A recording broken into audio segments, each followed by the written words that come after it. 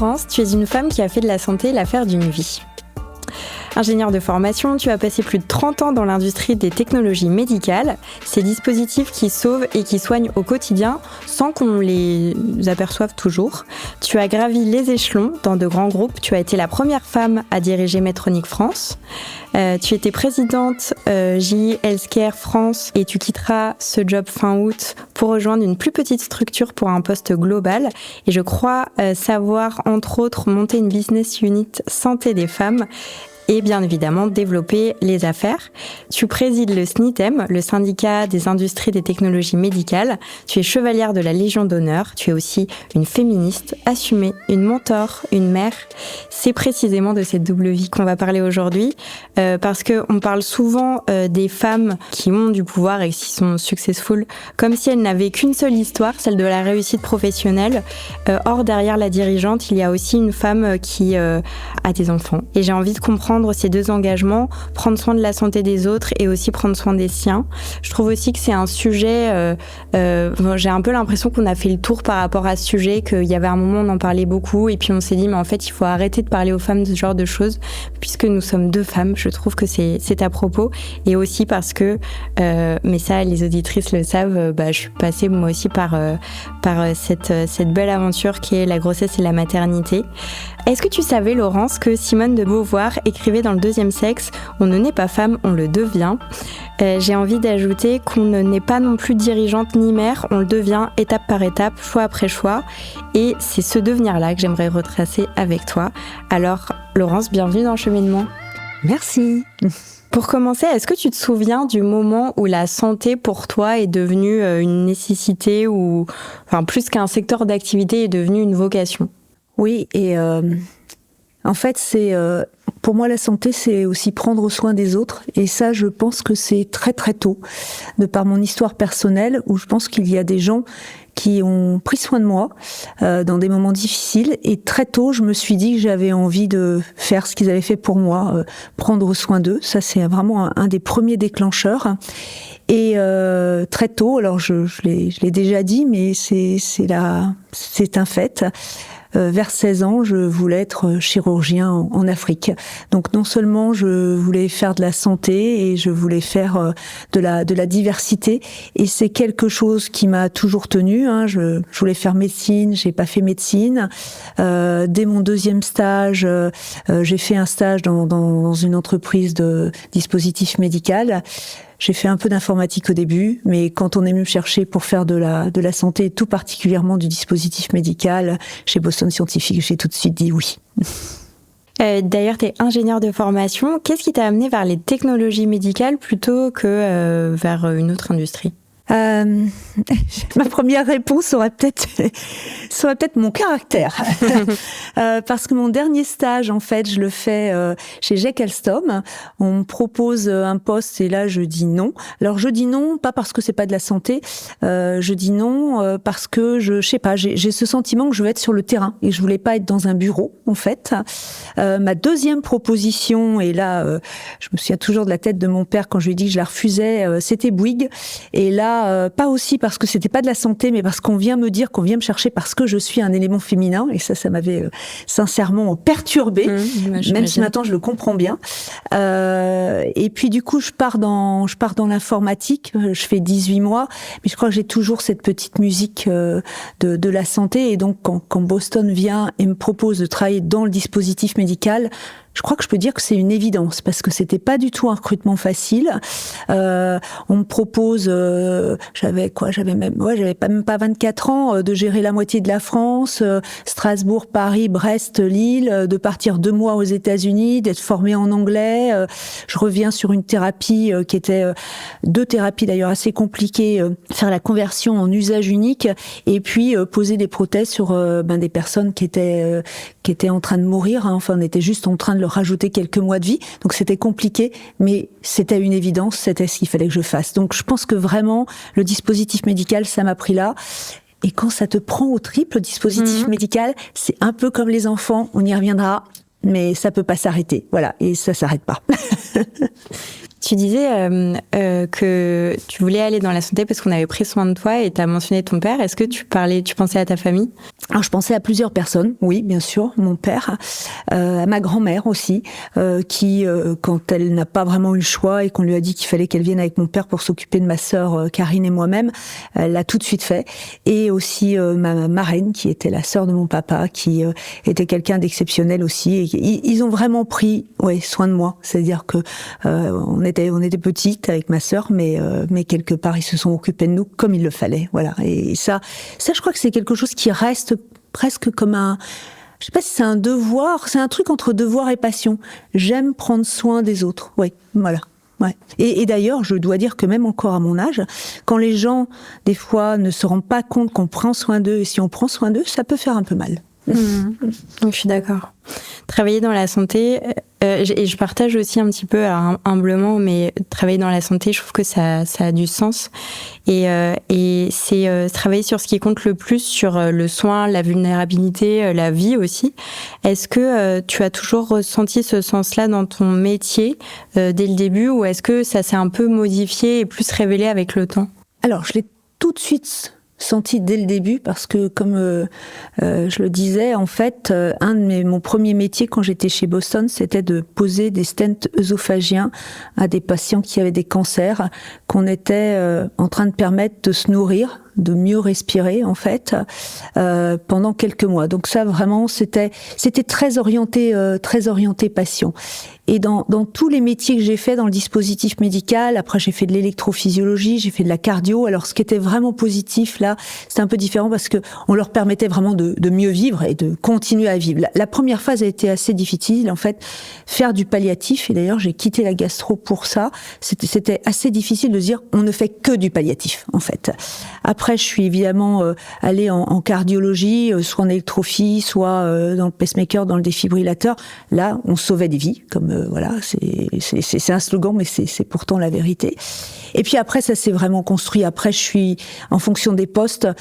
J'ai compris que évidemment, c'était tout ce qu'on pouvait apporter aux patients, tout ce qu'on pouvait apporter au parcours de soins, tout ce qu'on pouvait apporter à toute l'industrie du dispositif de la santé, tout ce qu'on pouvait apporter au système de santé, et puis au final, tout ce qu'on peut apporter à notre pays, parce que ça s'est vraiment nourri, cette conviction qu'en fait, peu importe qui on est, si on n'a pas la santé, c'est extrêmement difficile d'avoir tout autre sujet, en fait. Et ça s'est nourri au fur et à mesure, et ça s'est nourri évidemment au fur et à mesure des postes, des expériences, des rencontres, mais c'est aussi ce qui fait la beauté de la vie. Et d'ailleurs, je pense que là, j'en suis aussi dans une phase, comme tu le disais, je vais monter une business unit de santé de la femme, parce que je pense que, quoi qu'on en dise, il y a encore beaucoup à faire en clinique et pas que, en recherche et pas que, même dans la prise en compte globale de la femme. Et je m'intéresse aussi au bien vieillir, parce qu'on parle beaucoup de la prévention, mais en fait, ça va de la prévention au bien vieillir, la santé. Et souvent, on oublie un peu les pans, en fait, qui nous intéressent pas. Et le bien vieillir, je trouve ça hyper intéressant, parce que beaucoup de personnes ont juste pas envie de réfléchir à ce que ça veut dire. Et la prévention, parce qu'on n'a pas un système, en fait, qui est basé sur la prévention, donc on sait pas trop comment le gérer. Mais la réalité, c'est que ça va de la prévention au bien vieillir. Si on fait une meilleure prévention, on vieillira mieux. Et il y a évidemment le diagnostic et le soin au milieu. Et tout ça, c'est vraiment un parcours qu'il faut qu'on arrive à repenser pour pouvoir continuer à le faire. Ça, c'est vraiment aussi une conviction que j'ai. Donc évidemment, tout ça, c'est 35 ans d'expérience. Marie-Oliver disait « Dis-moi que comptes-tu faire de ta vie, cette vie unique, sauvage et précieuse ?»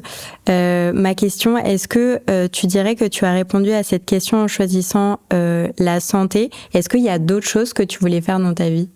Alors c'est une question super difficile, parce que, je le dis, je le pense, je n'ai jamais pensé que ma vie ressemblerait à ce qu'elle est. Pour moi, la vie, c'est un peu un cadeau. Il y a beaucoup de gens qui ont très peur de la mort, par exemple. Alors, je ne veux pas dire que j'ai pas peur de la mort, mais je me dis, j'ai eu tellement de chance dans ce que j'ai fait dans ma vie, dans les gens que j'ai rencontrés. J'étais pas destinée, tu as décrit ma carrière à ça, j'étais pas du tout destinée à cette carrière. J'ai eu, alors, quand je le dis, souvent les gens disent c'est pas de la chance. Je pense que j'ai eu des opportunités que j'ai su saisir, ce qui a fait que cette carrière a été ce qu'elle a été. Ouais, c'est l'un des plus beaux cadeaux de la vie et comme je l'avais dit dans le TEDx, il y a des étapes dans la vie. Si on accepte qu'il y a des étapes de la vie, en fait, dans la vie, eh bien, il y a les difficiles, il y a les plus faciles, mais en tout cas, si on les prend toujours comme un cadeau, on peut toujours continuer à grandir. Si je reboucle un peu avec ton premier sujet, je pense qu'aussi, ça nous permet de se dire, bah là, il y a ce qu'on a apporté, il y a la façon dont on a pris soin, et on peut le faire encore un peu différemment. Et je pense que ça, c'est juste génial, non, parce que j'avais jamais imaginé, je sais pas, discuter ensemble, voilà, je me suis jamais dit un jour, tu seras un rôle modèle. D'ailleurs, je sais même pas ce que c'était. Quelque part, mon rôle modèle, c'était mon père, c'était ma famille, voilà, c'était le travail. Et puis, au fur et à mesure, je me suis rendu compte que si on prend un petit peu la main tendue qu'on vous tend, certainement quand même, s'il y a un petit peu de chance, un peu de savoir-faire, oui, bien sûr. Et tout ça, ça permet qu'on peut avancer et se faire une vie dont on n'avait jamais rêvé. Je suis pas du tout quelqu'un qui calcule. J'ai juste envie de continuer à faire des choses qui sont utiles pour les gens, en fait, et puis où je continue à apprendre et je continue à progresser. Voilà. Des fois, je me dis, en fait, t'es peut-être un petit peu tardive. Il y a des choses, c'est marrant, j'ai dit ça à quelqu'un dernièrement. Et par exemple, je vais prendre un poste global à 56 ans, et la personne me regarde et voyons, si toi t'es tardive. Bah oui, mais il y a aussi des gens qui vont sur des postes globaux à 30 ans ou à 35 ans. Moi, j'ai choisi de pas faire ça. Je voulais m'occuper de mes enfants. Je voulais pas être trop loin d'eux. Je voulais pas courir la terre entière. Je voulais pouvoir voir ma famille. Et puis là, je me dis, c'est un moment où je peux me le permettre. Et donc, j'ai envie de faire ça, même si j'ai 56 ans. Et du coup, je vais partir pour cette aventure. Alors justement, transition toute trouvée pour parler de ta famille. Mais avant, je voulais juste te poser quelques questions sur ce que tu disais brièvement tout à l'heure. On est venu chercher parce que tu étais un élément féminin et donc la suite des questions concerne ça. Tu étais la première femme à diriger Medtronic France. Est-ce que ça fait quelque chose d'être la première ? Ah oui, ça fait toujours quelque chose d'être la première. Je pense que comme beaucoup d'éléments féminins, D'ailleurs, on m'a même reproché quand t'es la première de la classe, on n'aime pas la première de la classe. J'ai été la première de la classe, mais j'ai aussi eu dans différentes matières des difficultés. Qu'est-ce que ça veut dire être la première ? Ça veut dire avoir une lourde responsabilité, en fait. En tout cas, pour moi, ça a voulu dire aussi, est-ce que j'en serais capable ? Pour moi, c'était... Si on me le propose, c'est que je dois être en capacité de le faire, mais je pesais cette responsabilité, puisqu'en fait, quand je deviens présidente de Medtronic France, on rachète une autre société, Covidien, à la même époque, et on devient en fait une très grosse société où il fallait faire travailler des gens ensemble, créer une culture. C'était une lourde charge. Et pour être tout à fait honnête, je pense que j'y serais pas arrivée si j'avais pas été entourée par des gens formidables à qui je pense que j'avais beaucoup donné, mais qui m'ont aussi beaucoup donné. Et ça, alors je pense évidemment à tout mon comité de direction, je pense à Valérie Coursier, ma directrice de la communication. Je me suis tout d'un coup retrouvée à un moment où on m'a demandé de faire des tas de choses que j'avais jamais fait. Je ne savais même pas si j'avais la possibilité ou la capacité de le faire. Donc je crois que c'est ça, être la première, c'est relever un tas de challenges où on n'est pas certaine qu'on va être capable de tous les relever, mais en tout cas il faut essayer. Et puis alors ça, je crois que c'est une particularité. Moi, je n'ai jamais essayé de copier ce qu'ont fait les autres sur des postes identiques. J'ai essayé de mesurer cette responsabilité et de travailler avec vraiment une équipe au sens large, parce que pour moi, ce qui était intéressant et important, c'était à ce moment-là d'avoir la bonne stratégie pour l'entreprise et d'être en capacité à avoir les bons plans d'action et surtout d'emmener toutes les personnes de l'entreprise. Pour moi, c'était surtout pas être la première, mais une fabuleuse aventure collective, voilà. Et qui restera, c'est évidemment Medtronic, c'est la société où j'ai fait le plus de temps. Il y a des gens formidables, c'est un peu ma famille, voilà. Et ça, c'était très très chouette pour ça. Et tu disais qu'il y avait des choses sur lesquelles tu étais plus à l'aise et d'autres où tu as eu plus de difficultés. C'était quoi ? Quand on te demande de parler devant 1200 personnes et que tu sais pas si tu vas le faire, ça je pense que les prises de parole en public, par exemple, c'était quelque chose que j'ai dû beaucoup travailler. Ou les mots chez moi, c'est pas une évidence. Je suis pas une littéraire. J'ai même une base de dyslexie en fait. Ma grand-mère a passé toute ma scolarité à me faire des dictées tous les soirs, voilà. Donc j'ai vraiment dû essayer de me dire c'est une faiblesse chez toi, comment tu travailles cette faiblesse, alors que d'ailleurs je suis assez convaincue qu'il faut mieux travailler les forces des personnes. Mais quelque part je me suis aussi rendu compte que peut-être la force que j'avais des fois c'était d'arriver à faire passer des messages. Donc ça a réussi un peu à diminuer cette pression que j'avais sur les mots, et des fois je sais que je vais faire quelques erreurs et tout le monde dit c'est pas grave en fait, voilà. À la limite, ce que toi tu entends, les personnes l'entendent pas forcément, voilà.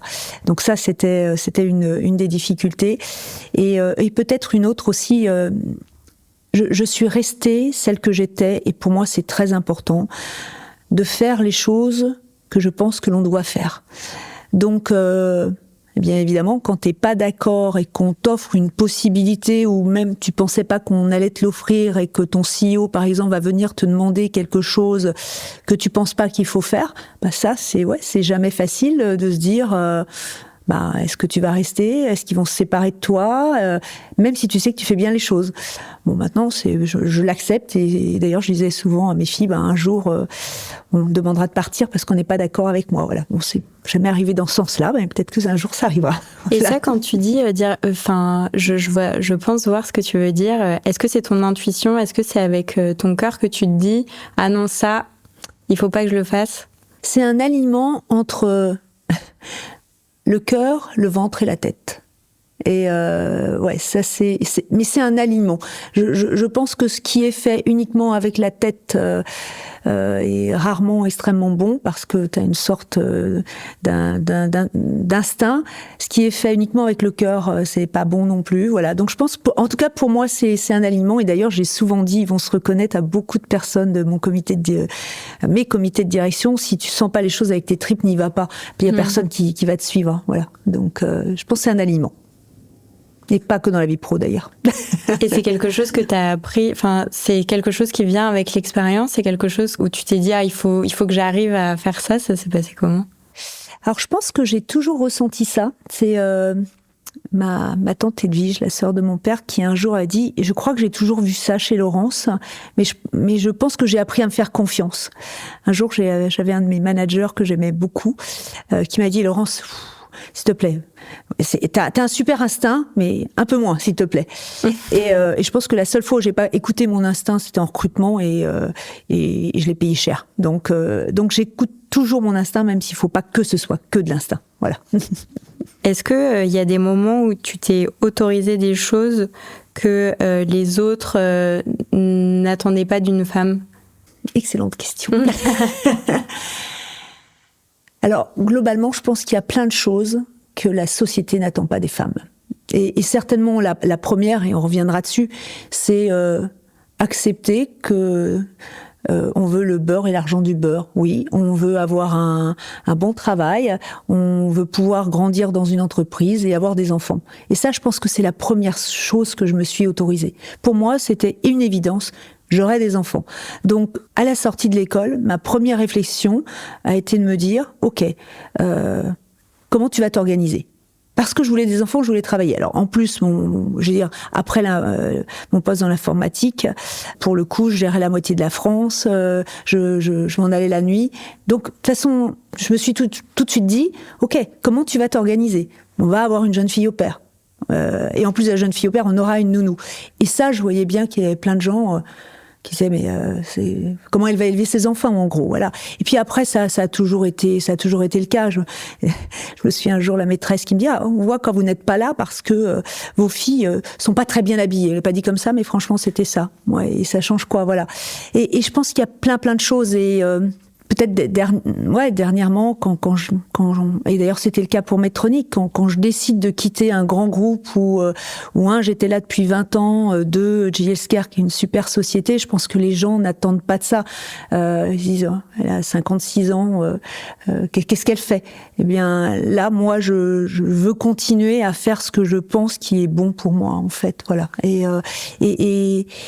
avoir un mix entre continuer à vraiment travailler dans ce domaine de la santé au sens le plus large, comme je le disais, donc évidemment sur les produits, sur le parcours, sur la transformation, sur comment on aide les plus petites sociétés. Et là, c'est vraiment ce qui m'intéresse en fait en allant dans cette structure, c'est comment on va être en capacité de faire grandir cette structure, parce que c'est une des problématiques. Et j'ai pas choisi la solution de facilité, mais je choisis jamais la solution de facilité. Mais là, je suis, mon cœur, mes tripes et ma tête me disent que c'est ce qu'il faut que je fasse. Oui, j'ai l'impression que tu choisis jamais la facilité. C'est vrai. Comment t'as vécu le moment de devenir mère en parallèle justement d'une carrière qui était déjà assez exigeante? Alors ça, c'est quelque chose qui est assez surprenant que je ne saurais pas expliquer d'ailleurs. Puisque mon enfance a été assez particulière et j'ai été élevée par mon papa et par ma grand-mère. Et d'ailleurs, beaucoup de gens me demandaient, est-ce que tu as pas peur de ne pas être une bonne mère? Et je n'ai jamais eu cette peur. Jamais.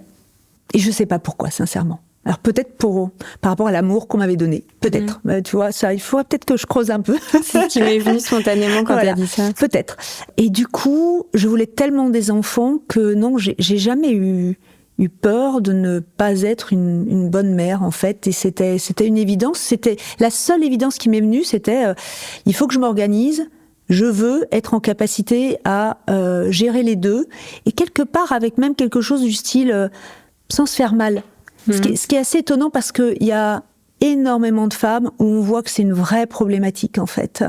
Et si j'ai des enfants, est-ce que je vais pouvoir continuer? Est-ce que je vais pouvoir faire ce métier-là? Est-ce que je vais pouvoir prendre ce challenge? C'est globalement 100% des questions que toutes les jeunes femmes viennent me poser. Et comment t'as fait?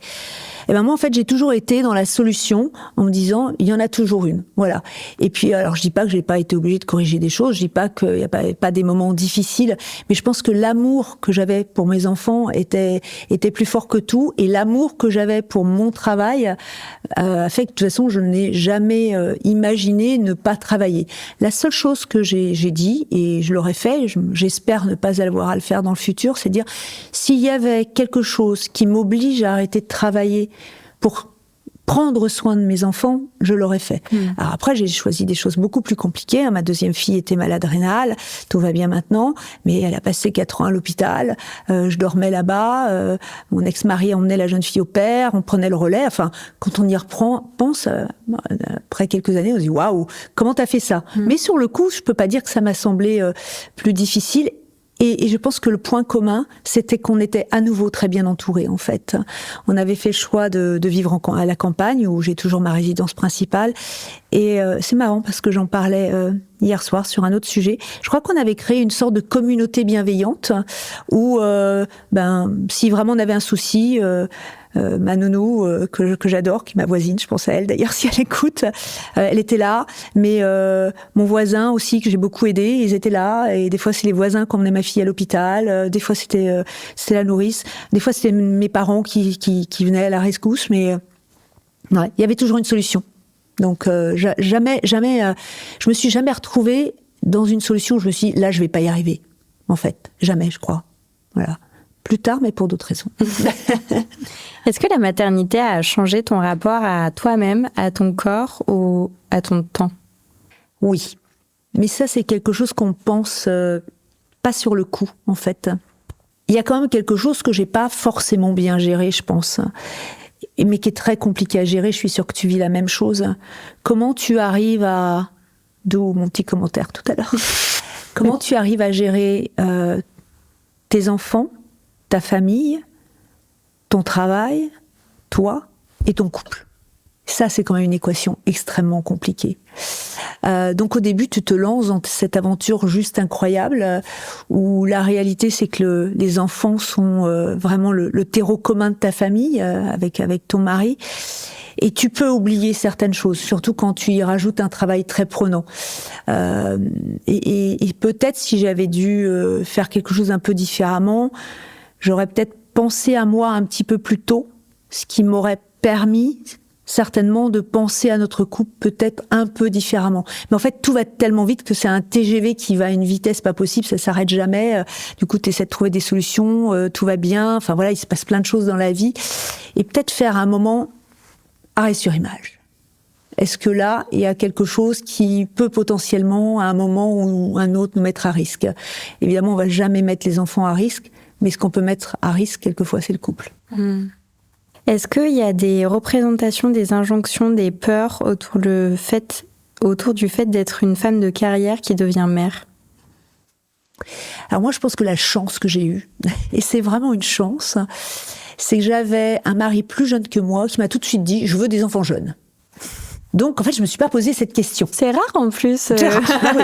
Mais alors, je dis, c'est une chance, parce que du coup, quand tu fais les enfants jeunes, t'es dans le truc, ça va vite, tout va vite. Quelque part, je suis tombée enceinte beaucoup plus vite que prévu. Hein. C'est pas comme beaucoup de femmes, on leur dit, t'as pris la pilule 10 ans, si tu vas mettre 10 ans à avoir un enfant. Et ben, moi, c'était pas dans la minute, mais pas loin, en fait. Voilà. Donc, hop.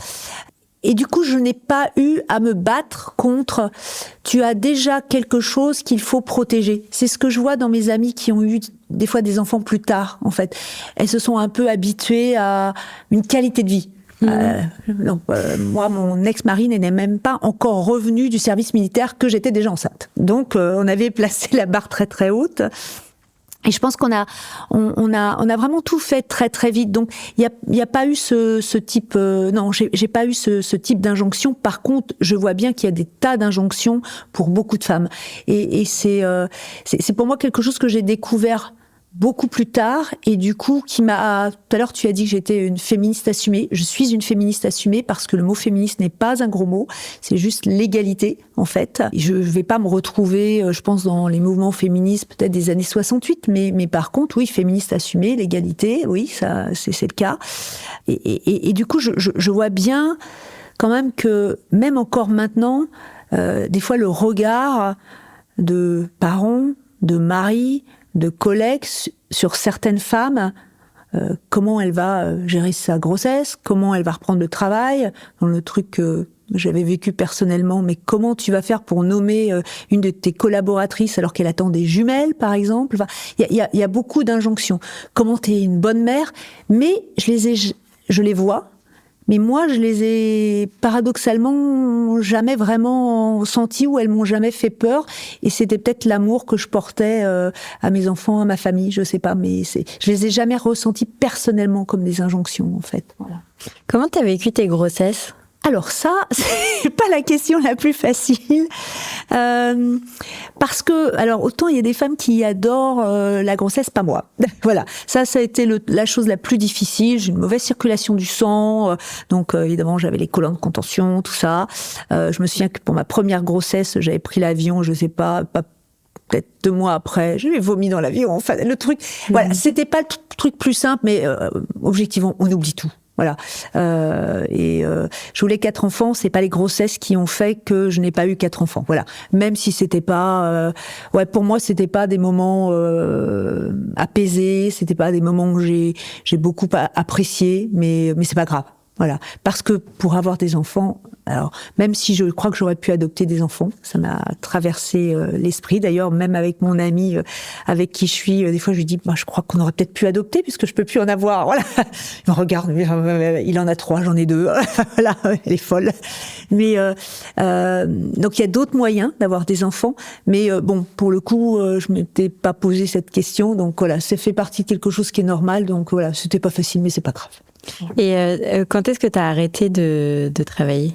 Tant pis, certaines femmes vont pas apprécier, mais ma première grossesse, j'ai accouché le lendemain, donc je travaillais, elle était prématurée, et ma deuxième aussi.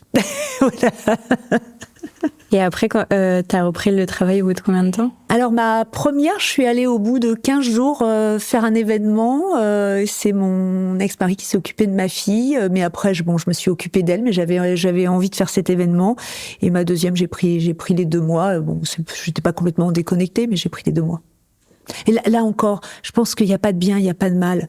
Ah oui. Acceptons que chacun puisse le faire comme il a envie de le faire et comme il le sent. Voilà. Je pense pas que mes filles en aient souffert, mais je pense pas non plus que les enfants qui ont leur maman pendant 6 mois en souffrent. Acceptons de faire ce que l'on pense qui est bien pour nous et pour nos enfants. Ce que ma belle-sœur me redisait encore ce week-end, c'est en fait, parce que je disais, mon fils va aller à la MAM, et d'un côté je suis triste et d'un côté je suis contente, c'est vraiment l'ambivalence. Et elle me dit, mais je pense que tu es plus contente de pouvoir le voir au moment où tu décides, parce que tu vas être contente et que tu vas être épanouie, alors que, et elle, c'est aussi parce qu'elle l'a fait, mais pendant 1 an et demi, elle s'est occupée de sa fille à la maison. Et du coup, je sais que c'est parce qu'elle a vécu ça qu'elle me disait ça. Et si je souriais, c'était parce que je trouve que t'es une Wonder Woman d'avoir géré les deux en même temps. Et en plus, si je ne m'abuse, tu as allaité aussi. Oui, je l'ai fait pour les 2 filles, pas très longtemps parce que c'est pas, à première vue, c'était pas ma force, mais oui, je l'ai fait. Pour les 2. Alors je l'ai fait parce que ça posait pas de souci au début, et puis c'est ce contact de l'enfant sur la peau, c'est quand même super, voilà. Mais là aussi, une femme qui ne veut pas, c'est pas grave. Voilà, je crois qu'il faut le faire comme on a envie, c'est super important. Bien sûr. Mais je trouve ça rassurant aussi, en tout cas. Moi, c'est le genre de truc qui m'aurait rassurée aussi avant de voir cette interview et de me dire, en fait, on a l'impression qu'on est obligé de faire d'une certaine façon. Et en fait, je pense qu'il faut beaucoup s'écouter et se dire, comme ce que tu disais tout à l'heure, en fait, t'avais décidé ça. Ok, maintenant, on va s'organiser. Et je pense qu'il y a beaucoup de femmes qui font ça. J'ai vu aussi, parce que j'ai suivi une formation pour tirer mon lait. Bref, c'était un peu compliqué pour moi, qu'il y avait énormément d'infirmières qui allaitaient jusqu'à très très tard grâce à ça. Grâce au tire-lait. Et en fait, elles ont que 20 minutes de pause déj. Elles font des horaires hyper longs, etc. Mais elles arrivent quand même. Et je me dis, mais si elles y arrivent, moi, je peux y arriver aussi. Et donc, c'est rassurant, je trouve. Alors, je pense que tu as dit quelque chose, il faut s'écouter. Et moi, je dis toujours à toutes les jeunes femmes, il faut écouter. Par contre, faites votre choix. Vous pouvez prendre plein de recommandations, et ça c'est bien parce que ça vous permet de penser, mais faites votre choix qui correspond à votre situation, à vos envies, à vos échanges avec le papa ou la maman, voilà, d'ailleurs. Oui. Ça serait d'ailleurs pas que des conseils aux femmes, à mon avis, c'est aussi des conseils aux hommes, au passage. Mais et puis écoutez-vous, et surtout si moi je sais que ma mère qui n'écoute pas mon podcast mais était très très angoissée pour moi. En fait, elle m'a dit, mais t'es entrepreneur, comment tu vas faire? En fait, elle aurait voulu que je sois salariée, que j'ai un congé mat long, que je le prenne, etc. Elle était très angoissée. Elle me dit, mais comment tu vas faire? Tu vas pas pouvoir t'occuper de ton enfant, etc. Et en fait, on y arrive. Donc, grâce à une super équipe, mais on y arrive. Eh oui, être bien entouré. Voilà. Bien organisé. C'est ce que je bien entouré, mesdames. De toi. Il y a une citation de Madeleine Albright qui dit « Il y a une place spéciale en enfer pour les femmes qui n'aident pas les autres femmes ». Est-ce que tu reconnais dans cette idée une responsabilité ou presque un devoir d'aider les autres femmes? Je sais pas si c'est un devoir, mais pour moi, c'est une évidence. Voilà, c'est plutôt le mot, et je me souviens très très bien du moment où pour moi c'était une évidence. Ça l'a pas toujours été, mais parce que j'ai pas été dans un monde de femmes, en fait, hein. J'ai fait l'ESTA, on était 2, voilà. Et puis après, j'étais manager, j'ai été même jusqu'à la seule manager sur 120 hommes. Donc, j'avais pas franchement un entourage féminin. Par contre, quand je prends la présidence de Medtronic, là, toutes les femmes viennent me voir et clairement, elles me disent, ce qui a l'air très simple pour toi, je te jure, c'est compliqué pour nous. Donc là, c'est une révélation. Après, quand j'accepte du coup de travailler sur la diversité au sens large, parce que je pense que c'est, comme je le dis, hein, c'est pas plus facile d'être une femme que d'être de couleur, que d'être handicapée, que d'être jeune, que d'être vieux. Enfin, en fait, je pense que c'est la différence qui est souvent compliquée, et donc d'accepter sa différence. Là, ça devient pour moi une évidence qu'il faut le faire. Et je pense que c'est à partir de ce moment-là, d'ailleurs, j'assume, je suis une féministe dans le bon sens du terme, voilà, pour l'égalité. Donc je n'ai rien non plus contre les hommes, au contraire, j'adore travailler avec les hommes, et je trouve leur compagnie est super. Et d'ailleurs, quand on a commencé à travailler sur ce mot-là, il y avait sororité, et c'est un mot que je trouve compliqué, et comme je l'ai dit, je suis pas très à l'aise avec les mots. Et du coup, j'essaie autant que possible d'aider toutes les femmes qui en ont besoin. Et souvent, je m'aperçois à quel point, même pour des femmes, des fois, qui ont des bons postes, ou des jeunes filles qui sont juste extrêmement brillantes, à quel point c'est difficile. Donc oui, c'est une nécessité, et j'adore ça, et j'essaie toujours de le faire, dans la bienveillance, bien sûr, mais en gardant, je peux t'aider à réfléchir, je peux te dire ce que j'en pense, je peux te donner des conseils, mais par contre, tu ne dois absolument pas, ça c'est hyper important, pas essayer de me copier. Tu es toi, je suis moi. Ta voisine, ta cousine, ton amie, elles ont leur personnalité. Donc je suis plutôt sur le mode coaching, mentoring, et je pense que c'est vraiment ce que je préfère, pour les aider à avancer dans leur propre choix. Parce que je pense qu'on n'a pas à avoir de diktat sur il faut faire comme ça, tu dois être ci. Non, je pense qu'il faut juste se dire qui on a envie d'être, comment on a envie d'être. Et ça, je vois bien que c'est très compliqué pour beaucoup de femmes, et encore beaucoup de jeunes femmes. Et ça, je crois que c'est quelque part ce qui est le plus difficile. Je me dis, il y a quand même des femmes qui ont fait des tas de choses exceptionnelles, et tu en as cité quelques-unes. Et comment en 2026 on peut encore en être là? Comment en 2026 il faut qu'on ait autant de groupes de travail, d'associations, pour même d'ailleurs malheureusement être contre des fois ce fameux backlash là où on voit le recul en fait avec des hommes qui sont où je me dis mais comment c'est possible en 2026 qu'on ait des hommes comme ça, voilà. Donc je l'ai fait, je le fais, et je vais continuer à le faire. Voilà, c'est presque. Alors c'était une évidence, c'est un devoir. Mais c'est un beau cadeau que tu fais, parce que tu es mentor, donc je l'ai dit, mais je le redis, d'apprendre aux personnes que tu mentors d'être elles-mêmes en fait. Parce que c'est vrai que copier, c'est une façon d'apprendre, et ça peut être bien pour certaines choses, mais copier les comportements et la personnalité de quelqu'un, du coup ça peut nuire à ses propres choix, et c'est dommage. Je vais juste citer un exemple, parce que ça a été un très grand CEO quand même, qui était Rob Tennant, qui maintenant travaille plus chez Medtronic, mais il disait toujours: si je veux des femmes et si je veux l'égalité, en fait, c'est parce qu'on vit dans une société, en fait, où il y a autant de femmes que d'hommes. Donc, il n'y a pas de raison qu'il n'y ait pas autant de femmes que d'hommes au plus haut niveau. Mais par contre, si je veux des femmes, c'est pour qu'elles restent des femmes.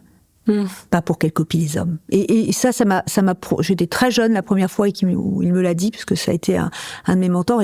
Et je pense que ça, c'est vraiment un point important. Ce qui recherchait quand il dit ça, qu'est-ce qu'il dit à ton avis? Dans l'environnement du travail, par exemple, quand tu es dans la santé, tu as autant de femmes que d'hommes. Donc pourquoi est-ce qu'il n'y aurait que des hommes managers? Pourquoi est-ce qu'il n'y aurait que des hommes qui vont sur le terrain?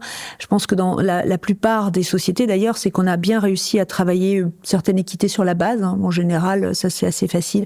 C'est très difficile quand on monte. Et on le voit bien d'ailleurs, au top niveau, il y a toujours très peu de femmes. Et dans certains milieux, très très très peu de femmes.